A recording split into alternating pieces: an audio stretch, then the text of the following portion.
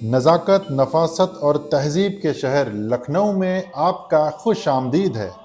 रूमी दरवाजा, जिसके हर एक पत्थर में लखनऊ की एक नई कहानी छुपी है। इन पुरानी दीवारों में आज भी नवाबों की नजाकत बसती है। दोस्तों, आज मैं आपको दिखाने जा रहा हूं लखनऊ की सबसे खूबसूरत पहचान। आप स्ट्रक्चर देख के तो समझ ही गए होंगे कि मैं आज कहाँ खड़ा हूं, लेकिन फिर भी मेरे राइट साइड पे है रूमी दरवाजा और मेरे बिल्कुल सामने है लखनऊ की आन बान शान बड़ा इमाम बाड़ा। आज हम जानेंगे बड़े इमाम बाड़े के कुछ रहस्य, तो ब्लॉग में बने रहिए। चलिए दोस्तों, बिना देरी किए हुए चलते हैं अब हम मेन गेट से अंदर। और अब हम अंदर एंट्री कर चुके हैं। यह है लखनऊ का बड़ा इमाम बाड़ा, जिसे 1784 में नवाब आसिफुद्दौला ने बनाया था। दिलचस्प बात यह है कि इसे शौक के लिए नहीं, बल्कि अकाल के समय लोगों को रोजगार देने के लिए बनाया गया था। उस दौर में करीब 20,000 लोगों ने इसमें काम किया था।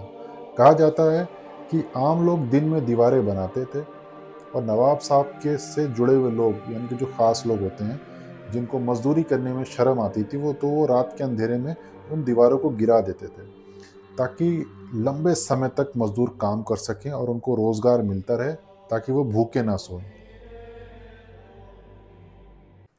ये इमामबाड़े का पूरा रोड मैप है।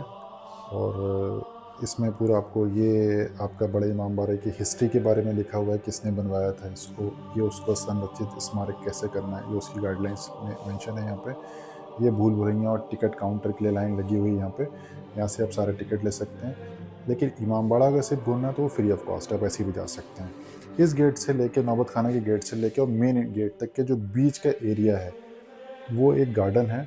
वो गार्डन सिर्फ गार्डन नहीं है, उसको एक सुरक्षा दृष्टिकोण से बनाया गया, ताकि कोई संदिग्ध व्यक्ति मेन गेट से जब एंट्री हो तो नौबत खाना की मीनार से उसको ऐसे ईजिली आइडेंटिफाई करके वहीं के वहीं उसे रोका जा सके। वो हम गेट के अंदर एंट्री हो गए हैं तो सबसे पहले मेरे राइट साइड पे पड़ती है मस्जिद आसिफा। इस मस्जिद के मुख्य हाल की इंजीनियरिंग आज भी वैज्ञानिकों को हैरान कर देती है।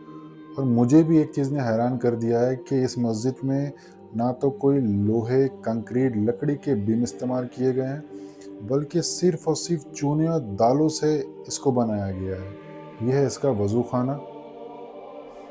ये एक बेहतरीन वाटर मैनेजमेंट का नमूना है। इसी बॉली से पाइपों के ज़रिए पानी निकाला जाता है।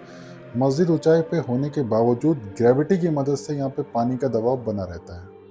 नवाबों के दौर में वज़ू खाने के पानी में अक्सर केवड़ा या गुलाब जल मिला दिया जाता था, ताकि इबादत से पहले एक ताजगी और खुशबू का एहसास बना रहे। देख सकते हैं इमामबाड़े के चारों तरफ खूबसूरत इंजीनियरिंग का आपको एक अद्भुत नमूना देखने को मिलता रहेगा। ये स्ट्रक्चर मुझे तो बहुत ही पसंद आ रहा है। एक तो मैंने तो आज तक दालें खाने के लिए सुनी थी, दालों से यार ये कितनी खूबसूरत स्ट्रक्चर बना दी है। मतलब क्या आइडियोलॉजी उस टाइम होगी, क्या माइंडसेट होगा बनाने के पीछे। सच में मतलब खुदा पाक भी कहता है कि अगर तुम बंदों को निराश नहीं होने दोगे तो मैं तुम्हें निराश नहीं होने दूंगा। देख सकते हैं क्या खूबसूरती है। अब समय आ गया है इमामबाड़े के अंदर जाने का, तो मैं अपने जूते रिमूव कर देता हूँ। और ये जितने भी आप मैनेजमेंट देख रहे हैं ये जूते रखने का, ये फ्री ऑफ कॉस्ट है। यहाँ पे चाहे एक जोड़ी जूता हो, चाहे आपने 40-50 पेयर रखना हो, ये फी सबीलिल्लाह है, फ्री ऑफ कॉस्ट है।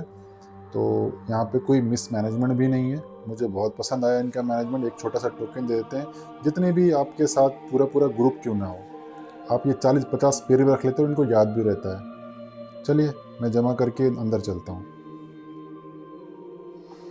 दोस्तों, क्या आपको पता है इस बड़े से हॉल में एक भी पिलर नहीं है।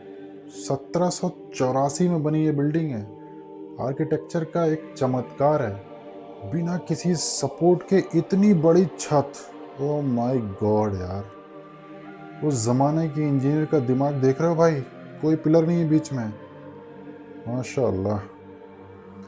अब बारी है उस जगह की जहां से बिना गाइड के निकलना नामुमकिन है, भूल भुलैया।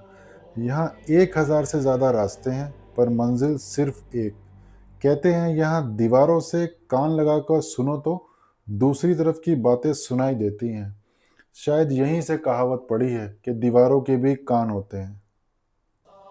ये है भूल भुलैया के टॉप फ्लोर से मस्जिद आसिफा का एक खूबसूरत नज़ारा। आप देख सकते हैं यहाँ से सारा लखनऊ आपको दिखाई देगा।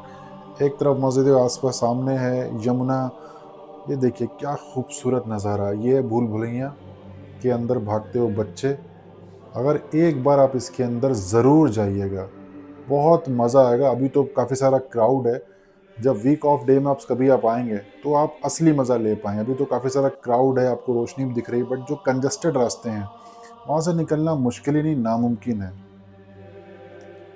बिना किसी खंबे और गार्डर के टिके इस ढांचे में करीब 489 एक जैसे दिखने वाले दरवाजे और करीब 1000 से ज़्यादा गलियारे हैं जो किसी को भी चकरा सकते हैं। ये बनी तो 1784 में थी, लेकिन इसके रहस्य आज भी रहस्य बने हुए हैं। लखनऊ की ये ऐतिहासिक भूल भुलैया वाकई बेमिसाल है और शानदार है। ये देख सकते हैं, इसका ये सेकंड फ्लोर है भूल भुलैया का।